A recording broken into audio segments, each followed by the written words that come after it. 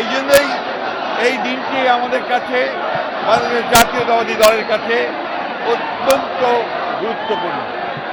আমরা আজকে আমাদের দলের জাতীয় স্থায়ী কমিটির সদস্যবৃন্দ সহ আমরা আমাদের দলের প্রতিষ্ঠাতা স্বাধীনতা ঘোষক শহীদ প্রেসিডেন্ট জিয়াউর রহমানের মাজারে আমরা এসেছিলাম তার প্রতি শ্রদ্ধা জানাতে, জিয়ারত করতে, এবং আজকে এই মাজারে আমরা শপথ নিয়েছি যে আমরা বাংলাদেশের স্বাধীনতাকে অক্ষুণ্ণ রাখবার জন্য আমাদের যে সংগ্রাম, সেই সংগ্রাম সবসময় অব্যাহত থাকবে।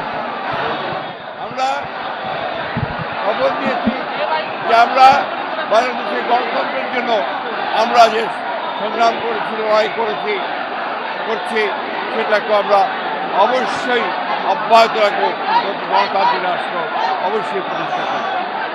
আজকের এই দিনে আমি আমাদের দলের চেয়ারপারসন দেশের নেত্রী বেগম খালেদা জিয়া, আমাদের ভারপ্রাপ্ত চেয়ারম্যান জনাব তারেক রহমান এবং দলের পক্ষ থেকে আমরা মহান মুক্তিযুদ্ধে যারা শহীদ হয়েছেন তাদের প্রতি আমরা জানাচ্ছি গভীর শ্রদ্ধা এবং কৃতজ্ঞতা। শ্রদ্ধা জানাচ্ছি আমাদের দলের প্রতিষ্ঠাতা মুক্তিযুদ্ধের ঘোষক শহীদ প্রেসিডেন্ট জিয়াউর রহমানের প্রতি। একই সঙ্গে আজকে আমরা পরম করুণাময় আল্লাহ তাআলার কাছে প্রার্থনা করছি, আল্লাহ তাআলা যেন এই দেশের প্রথম নারী মুক্তিযোদ্ধা এবং বাংলাদেশের গণতন্ত্রের অতন্ত্র প্রহরী স্বাধীনতা ও সার্বভৌমত্বের জন্য যিনি নিরন্তর সংগ্রাম করেছেন, লড়াই করেছেন, সেই মহান নেত্রী দেশের নেত্রী বেগম খালেদা জিয়া গুরুতর অবস্থায় আছেন।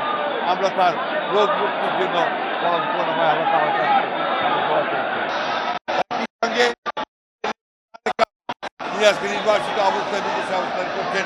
তিনি, আমরা আশা করছি যে আগামী 25 ডিসেম্বর তিনি দেশে আসবেন। তার এই দেশে আসা যেন গণতন্ত্রের লড়াইকে, সংগ্রামকে আরও বেগবান করে, সেই জন্যই আমরা কাজ করে যাচ্ছি।